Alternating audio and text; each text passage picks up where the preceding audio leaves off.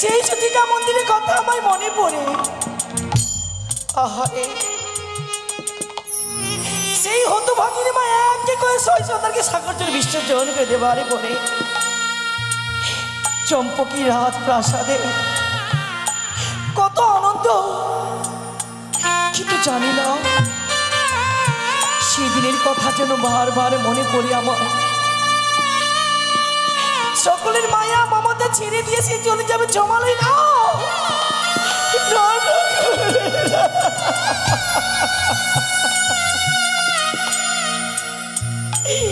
আমি তাকে গর্বে ধারণ না করলেও কতদিন বুকে আঁকড়ে ধরে রেখেছি আমি তাকে। লখাইকে না দেখে আমি এক মুহূর্ত থাকতে পারিনি।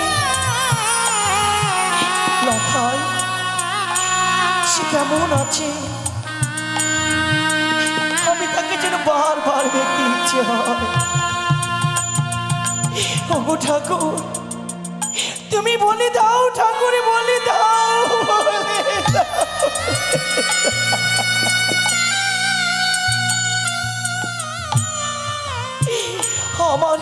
আমার একমাত্র সন্তান গোপাল ছিল।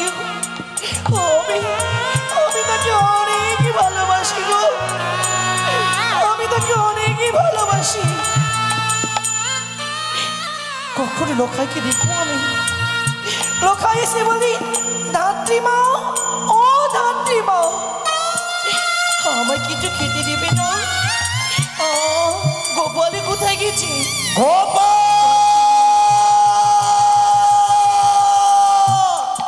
গোপাল, গোপাল,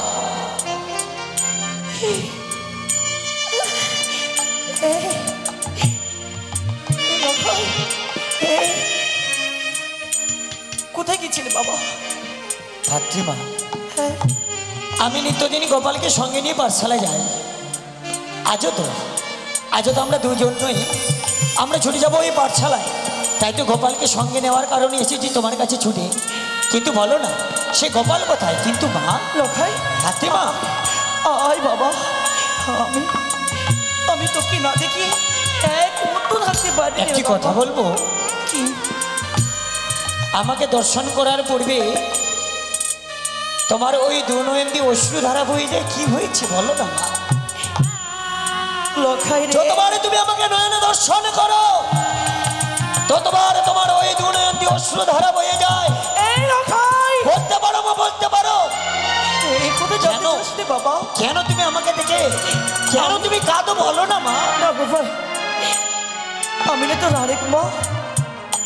আমায় একবার মা বলে ডাক দে না বাবা, আমায় একবার মা বলে ডাক দে। মা, কি বলে মা? এই গোপালের যখন তুমি মা হলে আমায় মা বললে, তাহলে তুমি আমারও মা। আর বললো বাবা মা,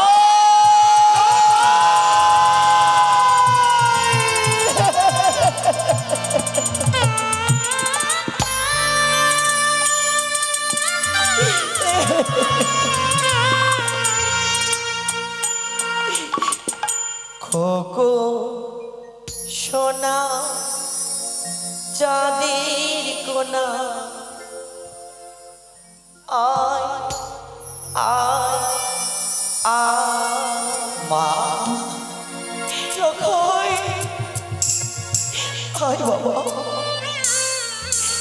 খোকো সোনা চাঁদের কোনা, মা ডাক না।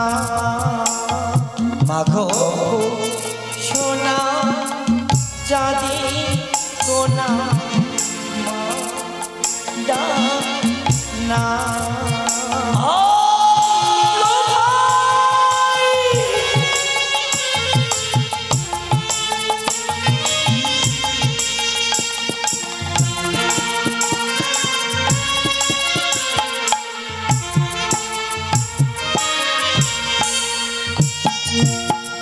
তুই রে আমার ইয়ার মানি,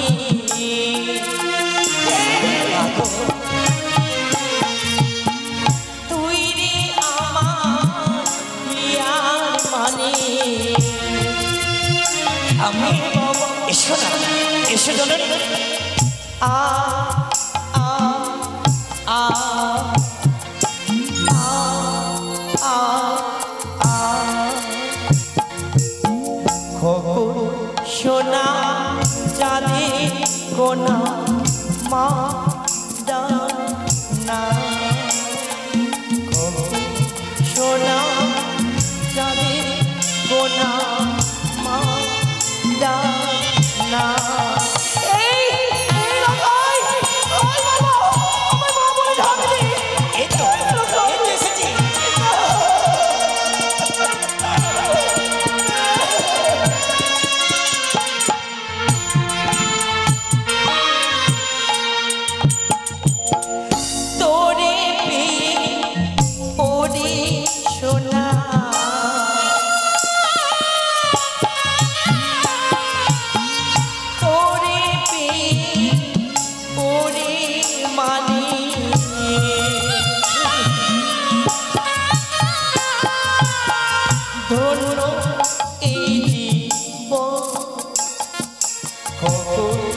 সোনা চাঁদি কোনা মা ডানা সোনা চাঁদি কোনা মা ডানা সোনা চাঁদি কোনা মা ডানা মা ডানা। বুঝতে পেরেছি মা। লখাই রে আমায় কথা দে বাবা। আজ আমি তোমায় 1000বার মা ডাকেছি, কিন্তু একটি কথা জানো মা? কি? আর আমি যতবার তোমার এই রাজপ্রাসাদে ছুটে আসি, এই রাজপ্রাসাদে ছুটে আসার পরে যতবার তুমি আমাকে নয়নে দর্শন করো, ততবার তোমার দু নয়ন দিয়ে অশ্রুধারা বয়ে যায়। লখাই রে বলো না মা, বলিস রে বাবা। তুমি আমাকে দেখে কাঁদো কেন? কেন তোমার ওই দু নয়ন দিয়ে অশ্রুধারা বয়ে যায়? এই লখাই বলো না মা, বলো। জানতে চাস রে বাবা, জানতে চাস রে? কিন্তু জানি না আমি তোকে না দেখে এক মুহূর্ত থাকতে পারিনি লখাই। কিন্তু জানো মা, কি? এই মুহূর্তে ভেবেছিলাম আমি গোপালকে সঙ্গে নিয়ে ছুটে যাবো ওই পাঠশালায়, হলো না। কেন হলো না জননী, হলো না। এই লখাই আমি যেই ভেবেছিলাম সেই আমার আশা পূর্ণ হলো না। তুমি একটি কথা মনে রেখো মা, স্কুলে যা বাবা। আর আমি পাঠশালায় যাব না। এই আমি প্রতিজ্ঞা করলাম, যতক্ষণ না আমি তোমার কাছে কন্যা সমর্পণ করেছি, তুমি আমাকে দেখে নয়ন জল ফেলো কেন, ততক্ষণ আমি পাঠশালায় যাব না। এই মুহূর্তে সরে যাবে আমি রাজপ্রাসাদে, জননীকে এই কথা আমি জানাবো। আসি আসি মা।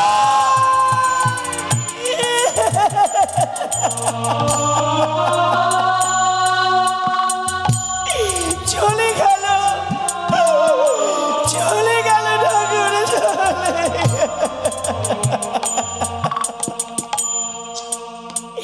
সে তোর স্কুলে যাবে রে। প্রাসাদে গিয়ে বলবি আমি তাকে কি জবাব দেবো? ওকে বলে দাও না, আমি তাকে কি জবাব দেবো ঠাকুর?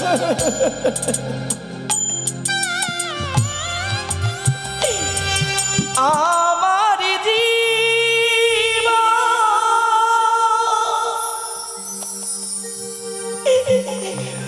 দুঃখী গড়া,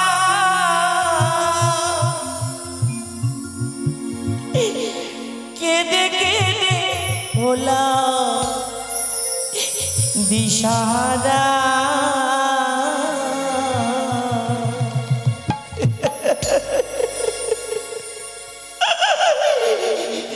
কেঁদে কেঁদে হলো দিশাহারা, কেঁদে কেঁদে হলো দিশাহারা।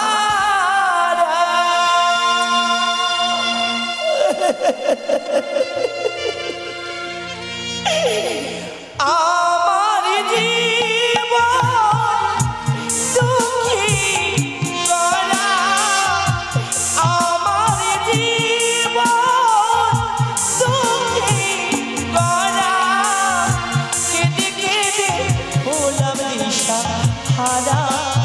ও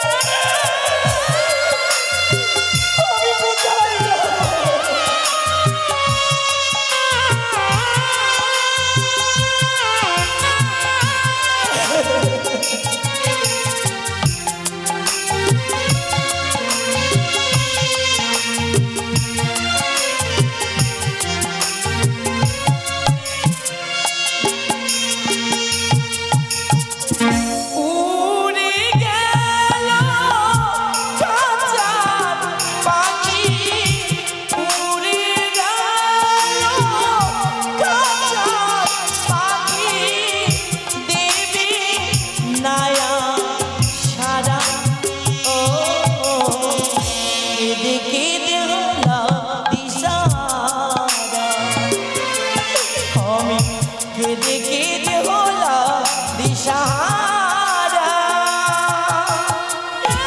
আমার জীবন দুঃখে গড়া আমার জীবন দুঃখে গড়া কেঁদে কেঁদে হলাম দিশাহারা ও কেঁদে কেঁদে হলাম দিশাহারা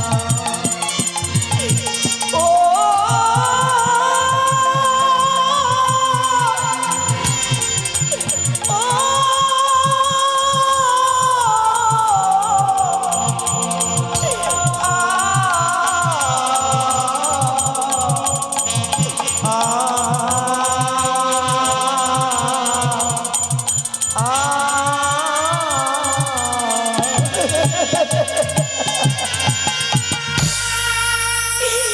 জানি না হয়তো এখনই বাসা থেকে আসবি আমি ফিরে যাই গোপাল এই গোপাল কোথায় গেলি বাবা হয় না গোপাল গোপালের ফিরে হয় বাবা লখাই পুত্র লখাই সময় হয়ে গেছে বাছা গুরু আলোয় যেতে হবে লখাই এতক্ষণ লখাই সেজে গুজে চলে আসে আমার নিকটে কিন্তু আজ কেন আসে না সময় মতো গুরু আলোয় তারে পাঠাতে হবে লখাই মা মা গো মা মা মা লখাই খোকা এসেছিস কত সময় হয়েছে হয়েছে মা সময় মতো গুরু আলোয় যেতে হবে না কিন্তু যাবো না মা কিন্তু কেন যাবে না একটি কথা তোমার কাছে যদি জানতে চাই তুমি নিশ্চয়ই আমায় বলবে কেন জানাবো না বাছা যতবার আমি পাঠশালায় যেতাম ওই গোপালকে সঙ্গে নিয়ে ওই গোপালের বাড়ির বাস দিয়ে আমি গোপালকে সঙ্গে নিয়ে যেতাম পাঠশালায় আজও গেছিলাম আমি মা ভেবেছিলাম আর গোপাল আর আমি একসঙ্গে মিলে ছুটে যাবো ওই পাঠশালায় কিন্তু কিন্তু যতবার ওই ধাত্রীমা আমাকে নয়ন দর্শন করে ততবার ওই ধাত্রীমায়ের দুনয়ন্তী অশ্রুধারা বয়ে যায় হাজারবার জানার সত্ত্বেও ওই ধাত্রীমা আমাকে প্রকাশ করে বলল না তাই তো ওই গোপালের বাড়ি হইতে এসেছে আমি রাজপ্রাসাদে ফিরে যতক্ষণ এই কথা আমি জানতে পেরেছি ততক্ষণ আমি এই পাঠশালায় যাব না আমি কথা দিলাম মা আমিও কথা দিলাম খোকা তোর প্রশ্নের উত্তর না দেওয়া পর্যন্ত আমি তোরে গুরু আলোয় যেতে বলবো না বেশ যা বিশ্রাম কর। আসি জননী আসি তাই মা সেদিনকার কথা আজ কেন তুমি আমার পুত্রকে জানিয়ে দিলে আজ তুমি যদি অজর নয়নে না কাঁদতে তাকে দেখে এই প্রশ্ন আমায় করতো না আমিও সেদিন প্রতিজ্ঞা করেছিলাম যেদিন স্বামী আমার বাণিজ্য পূর্ণ করে ফিরে আসবে দেশে সেদিন আমার স্বামীর কর্ণকুলে তুলে দেব আজ তুমি আমাকে আগে দিচ্ছ তাই মা তোমার সকল কথা আমি স্বামীকে গিয়ে বলবো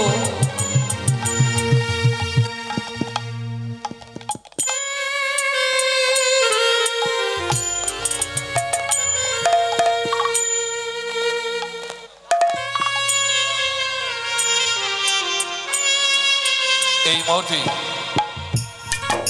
চম্পলারের রাজসভার মাঝে উপস্থিত হচ্ছেন সেনাপতি মহাশয়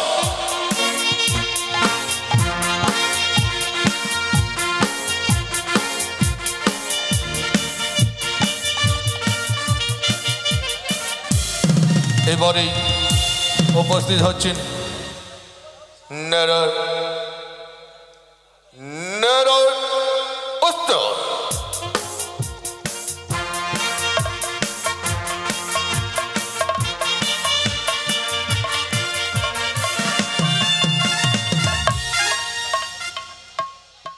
এবারে উপস্থিত হচ্ছেন মহামন্ত্রী মহাশয়।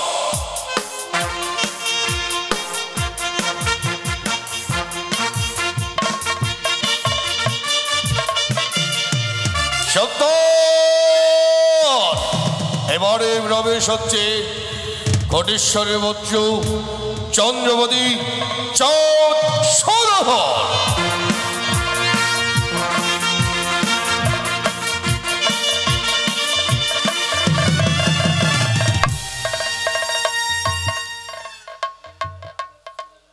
মহামন্ত্রী বলুন মহারাজ।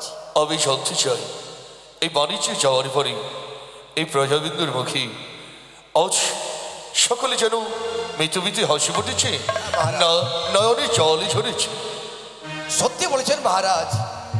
এই পবিত্র সিংহাসনে বসবার সঙ্গে সঙ্গে আপনার অগণিত প্রজারা সবার মুখে যেন হাসি ফুটেছে মহারাজ।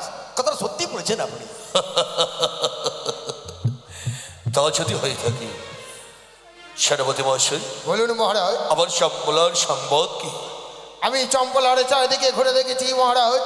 যেই সমস্ত প্রজাদের অন্ন নেই তাদের মুখে অন্ন তুলে দিয়েছি, যেসব প্রজাদের বস্ত্র নেই তাদের বস্ত্র দিয়েছি মহারাজ। বাবা, তা যদি হয় সুন্দর নেরা আমার পক্ষের সংবাদ বলো বাবা। বাবু গো, আপনি তো সেনাপতি মশাইয়ের কাছে আর মন্ত্রী মশাইয়ের কাছে শুনেই নিলেন। এই চম্পকনগরে সবাই আনন্দিত রয়েছে। কিন্তু আমার পক্ষ লক্ষেন্দর কি পাঠশালায় দিয়ে এসেছো? হ্যাঁ মহারাজ, তো মহারানী সনিকার কণ্ঠ। মহারাজ দেখি সনকা অপরাধ মার্জনা করবে। আমি জানি রাজপ্রাসাদে পুরুষদের কাছে নারীর প্রবেশ অধিকার নয়, কিন্তু আজ রাজসভায় আমাকে যে আসতে বাধ্য হতে হলো। কিন্তু কেন? অভিযোগ নিয়ে। অভিযোগ? হে অভিযোগ। এমন কিসের অভিযোগ নিয়ে মলিত বদনে লয়ে এসেছে সনকা? বলো প্রকাশ করে বলো, আমি অভয় দিলাম তোমারে। এই অভিযোগ আমার নয় গো। তাহলে কার অভিযোগ? আমাদেরই সন্তান পুত্র লক্ষিন্দরের। লক্ষিন্দর? এই লক্ষিন্দর লক্ষিন্দর না না, তুই না বললি আমার বচ্চ লক্ষিন্দরে সেই পাঠশালায় বিদ্যা অর্জন করতে গিয়েছি। তাই মহারানী সনিকা বলে লক্ষিন্দরের অভিযোগ নিয়ে মহারানী নিকটে কেন কি হয়েছে তার? ভালো ভালো ভালো সনিকা বলো। লক্ষিন্দরে এমন কি অভিযোগ? তার শিক্ষক মাস্টার কিছু বলেছে? না স্বামী। তাহলে কি? দুলালি দায়। দুলালিনী দায়? দুলালি দায় পথ হইতে লক্ষাইকে দেখে অঝর নয়নে কাঁদে। যখনই দেখে তখনই অঝর নয়নে কাঁদে। তাই লক্ষাই অভিযোগ আমার কাছে করেছে। ওই ধাত্রীমা কেন কাঁদে? ইহার নিতান্ত না জানা পর্যন্ত, ইহার কারণে না বোঝা পর্যন্ত লক্ষাই গুরু আলোয় যাবে না। তুমি কি সত্যি বলছো? লক্ষিন্দরকে দেখি ওই দোলাই কাঁদে। যদি যায় সেই কথা না জানতে চাই তাহলে লক্ষিন্দর বর্ষায় যাবে। মহামন্ত্রী বলুন মহারাজ। তাহলে কি নিশ্চয়ই লক্ষিন্দর যেদিন ভবিষ্যতে এই চম্পলার ভিড়ে মাটিতে হয়েছিল তাহলে নিশ্চয়ই পাওনা কম দিয়েছিল বুঝি? তাহলে কেন লক্ষিন্দরকে দেখে নিত্যদিন ধাত্রীমা কাঁদবে পথমাজরে বলো? তার সন্ধান অবশ্যই করবো মহারাজ। আমি তোমার কাছে প্রার্থনা করে বলি, আমার পুত্র জানতে চেয়েছে কাদার কারণ। তাই তোমার নিকট আমার নিবেদন, যেমন করে হোক না কেন দুলালি ধাত্রীর ক্রন্দনের কারণ তোমায় খুঁজে বের করতেই হবে। তুমি যাও পুত্রের নিকট। তবে কি সত্যি সত্যি সত্যি মহামন্ত্রী সত্যি লক্ষিন্দরকে দেখে মহারাজ? বড় আশ্চর্য হয়ে গেলাম মহারাজ। লক্ষ্মীধর যদি ওই পাঠশালায় যদি না যায়, যদি উচ্চ শিক্ষা না দিতে হয় যদি, তাহলে আপনার অবর্তমানে এই পবিত্র সিংহাসনে বসবে কে মহারাজ? একবার ভেবে দেখেছেন আপনি? ভেবে দেখুন একবার। জানতেই হবে আমাদেরকে, যে কোনো প্রকার হোক না কেন ধাত্রীমা কেন কাঁদে। তা সত্য, তাহলে আর বিলম্ব কেন? এই মুহূর্তে চলে যাও ধাত্রী মায়ের গৃহে। ধাত্রী মায়ের গৃহে হইতে নিয়ে আসমর চম্বলারি প্রাসাদের মাঝে সকলে চম্বলারি পদে বাসী সকলে আসি শোনবে বিশারে লালে ধাত্রী মা লক্ষিন্দরকে দেখে কেন নয়ন জল তাই হবে মহারাজ। সেনাপতি বলুন মন্ত্রী মহাশয়, কেন এখানে দাঁড়িয়ে আছেন আপনি? এই মুহূর্তে আমি ছুটে যাচ্ছি ধাত্রীমার কুঠিতে। ধাত্রীমাকে বুঝিয়ে বলবো মহারাজ রাজপ্রসাদে আপনাকে ডেকে পাঠিয়েছি। আরো শোনো, ওই সাজাকে অস্বীকার করলে তার চুলের মুঠি ধরে টানতে টানতে নিয়ে আসবে রাজদরবারে। তাই হবে মন্ত্রী মহাশয়। এই মুহূর্তে আমি বেরিয়ে পড়লাম। ভক্ত ভালো লাগে, ভাবতে অবাক লাগে কি লক্ষিন্দরকে দেখে কেন কাঁদবে। তা যদি হয় খানিকক্ষণ অপেক্ষা করবো। সেনাপতি মহাশয় গিয়ে এসে তার গৃহ হইতে নিয়ে আসবে ধাত্রী মাকে আমার নিকটে। তাহার কাছে আমি জানবো লক্ষিন্দরকে দেখে কেন নিত্যদিন কাঁদে।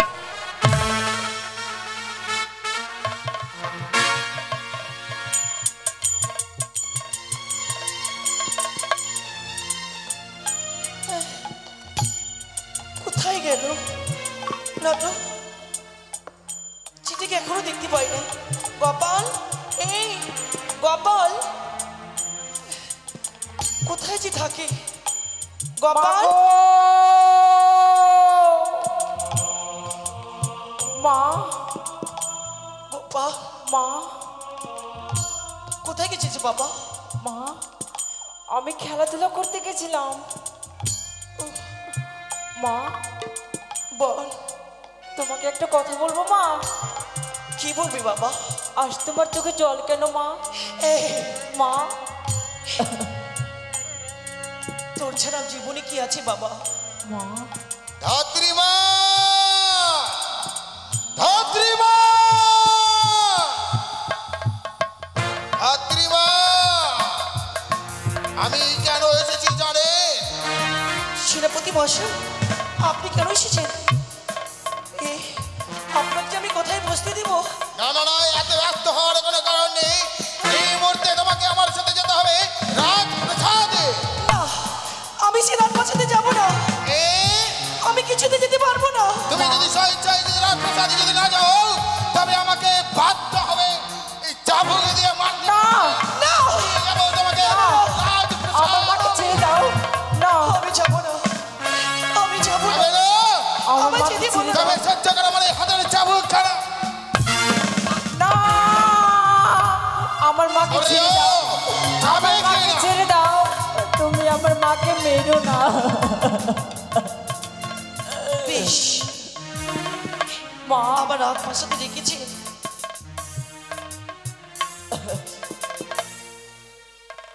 গোপাল, মা, আমি আসি বাবা। আমাকে আমি আসি। ছেড়ে দিও না মা। মা,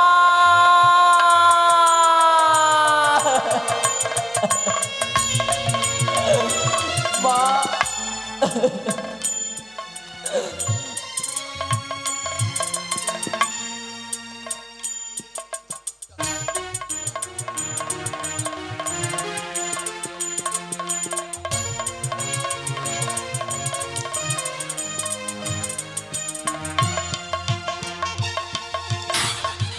মহামন্ত্রী বল, মহারাজ, এখনো সেনাপতি মহাশয় আসছে না। তবে কি সেনাপতি মহাশয় যাচ্ছে মায়ের বাড়িতে? না, না না, আমি কিছু বুঝতে পারছি না। আমায় ছেড়ে দিন, আমায় ছেড়ে দিন, আমায় ছেড়ে দিন।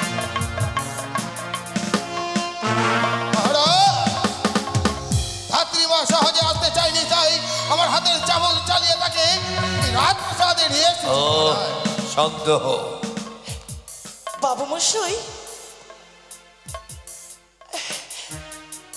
ধাত্রী মা, লখাই কিন্তু আমি দেখতে পাই না। লখাই কোথায় গেছে? লখাই দেখতে পাবে। তবে এই রাজপ্রাসাদে তোমায় কেন আয়ন করেছি জানো? কেন? তুমি নাকি আমার বচ্চুকে দেখে ওই বছরে নিত্যদিনই চোখের জলই ভালো কেন? এবার করুনি না, বলো। আমি আমি এ কথা বলতে পারবো না। বলতে পারবে না? না, কিন্তু কেন, কেন পারবে না? আপনি আপনি আপনি এই কথা জানতে চাইবেন না? আমি কিন্তু কিছুতে বলতে পারবো না। কিন্তু ভেবে দেখেছো সেই কথা যদি আমি না জানি পূজ্য লক্ষিন্দরী কঠোর প্রতিজ্ঞা করেছি সেই প্রতিজ্ঞার উত্তর যদি না পাই তাহলে নাকি পাঠশালায় যাবে না, পাঠশালায় তো দূরের কথা অন্য জল গ্রহণ করবে না। অবশ্যই তাই আপনার পাশে আপনার ভাই বলি আপনি এই কথা জানতে চাইবেন না?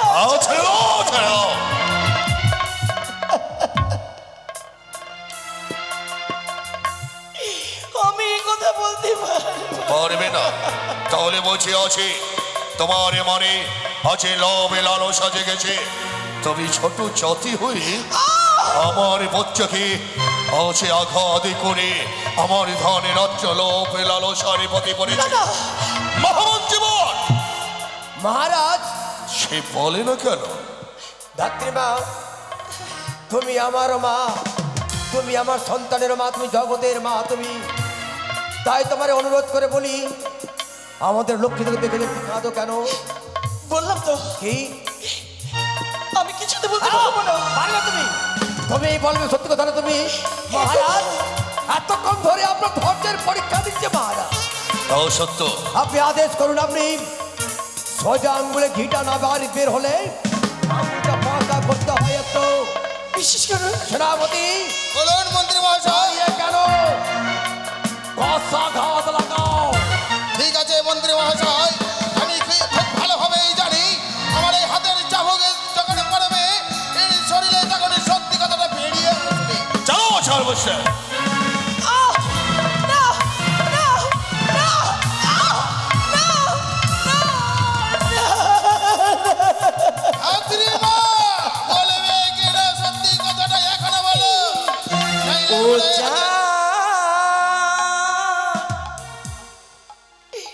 আমার কি অপরাধ বলে দাও না।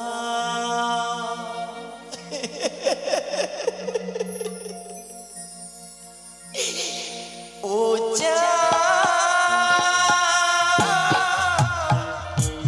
আমার কি অপরাধ বলে দাও না। ও আমার কি অপরাধ বলে দাও না। বিশেষ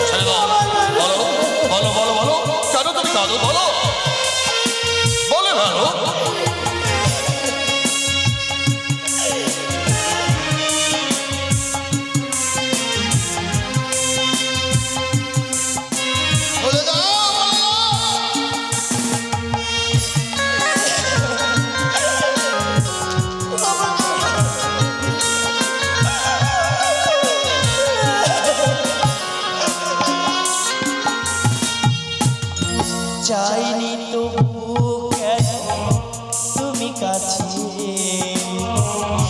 মিথ্যে অভিনয়ে স্বপ্ন সাজালে।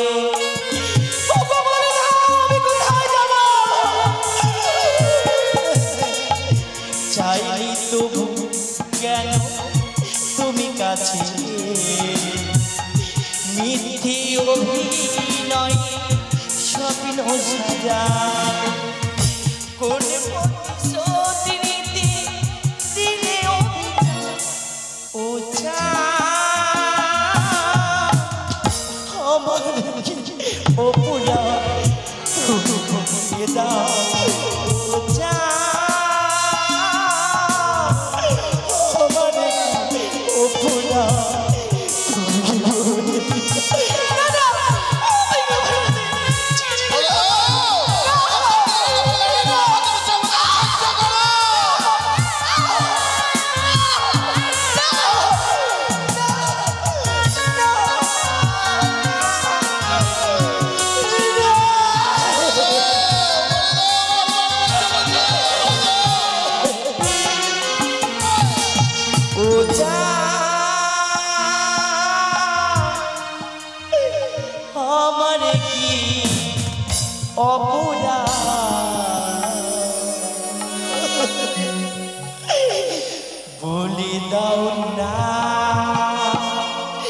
বাবু বৈশী প্রত্যেকটি ঘরে ঘরে আমি নারী চিন্তান করেছি, আপনি কোথায় জানতে চাইবেন না বাবু বৈশী? তুমি যদি না বলো তাহলে তোমায় আবার আবার আঘাত হবে। কি করবেন? তোমায় মৃত্যুদণ্ড দেব। বাবু বৈশী আজকে দিনে যদি আমার মৃত্যুকে বরণ করতে হয় আমি তা করব, কিন্তু আমি এই কথা কিছুতেই বলতে পারবো না। হ্যাঁ বলো। তাহলে ধাত্রীমা স্বীকার করে নেবে তার ঘরে এক লাল টুকরো সন্তান আছে, তার নাম গোপাল। সন্তান সন্তান লেগে লেগে ওই টুকু কাছতে বলি দাও। তাও যদি হয় সত্যি বলেছে। আমি আসো গোপাল। না না আমায় গোপালকে ছেড়ে দিন। মারতে হলে আপনি আমায় মারুন, আপনি আমায় সাজা দিন, কিন্তু আমার সন্তানকে গোপালকে নয়। নিজের সন্তানের প্রতি কত মায়া, ছেড়ে দিন আমার সন্তান। মায়া মমতা। এই গোপাল পালিয়ে যা বাবা, তুই চলে যা, এ প্রাসাদ ছেড়ে চলে যা বাবা। এরা তোমায় মৃত্যু দেবে, চলে যা বাবা, চলে যা। এই গোপাল তুই বাড়ি যা বাবা, কেন এলি? তার পুত্র সন্তানকে যদি সাজা দেওয়া যায় নিশ্চয়ই বলবে ধাত্রীমা। চলো ধর্মেশ যাবো। আমি আসতে চাইছি না। না না ছেড়ে দে।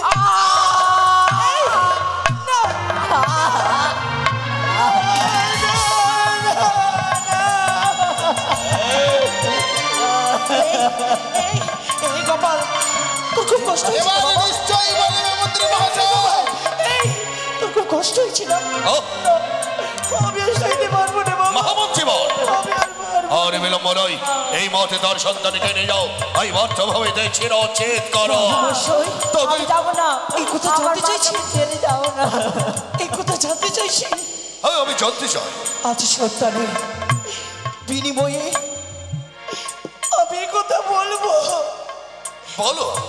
তবে শুনুন,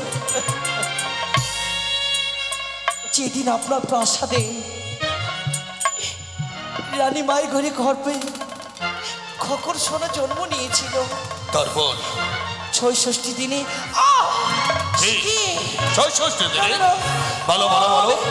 আমি আর বলতে পারবো না, আমি আর বলতে পারবো না।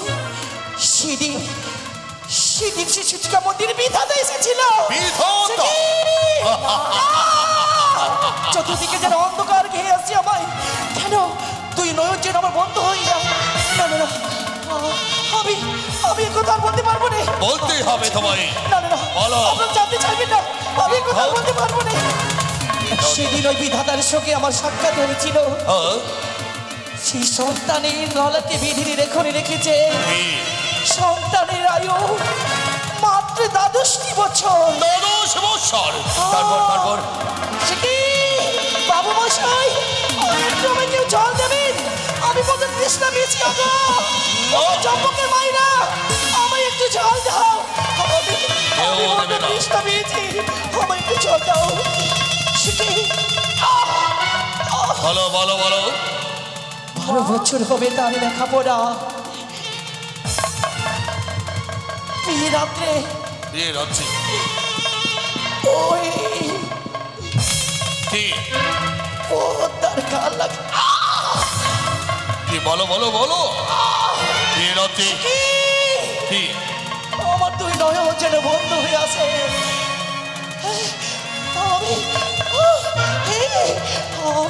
আমি কিছু দেখতে পাই না। কেন? না না না না, চম্পক মাসি উলুধ্বনি দাও। ছাপার বেলা আমায় খনি কৃষ্ণ নামে শুনিয়ে দেবি না, সকলে উলুধ্বনি দাও। কি হলো বিয়ে রাত্রে? তার কালে লাগে আপনার সন্তানকে। মা মা গোপাল, গোপাল, মা মা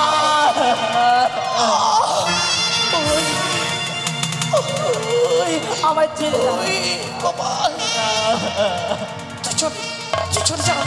এই না তুই যা বাবা, ছেলে কোথাও যাবো না। তার গালে লাগে তার গালে লাগে লোখাই সর্বদংশনী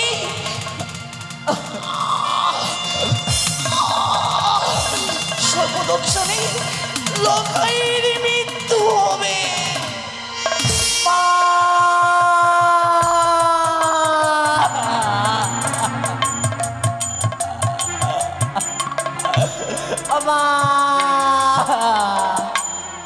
মহামন্ত্রী বল মা ও মা মা গো একটিবার উঠে কথা বলো মা একটিবার উঠে কথা বলো।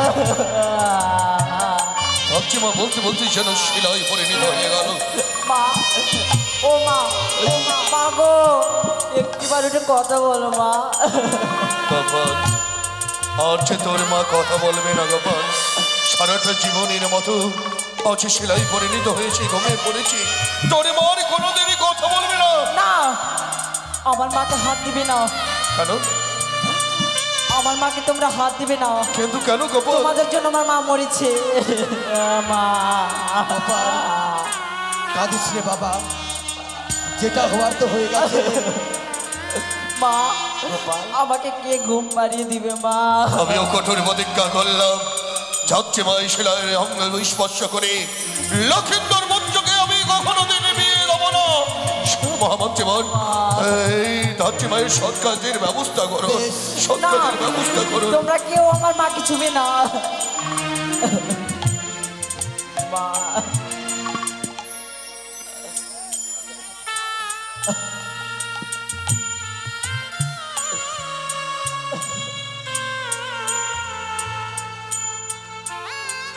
ওই মহারাজ চম্পকের এক প্রান্তে সুন্দর করে একটা মন্দির নির্মাণ করে দিয়েছে, স্বর্ণ মন্দির।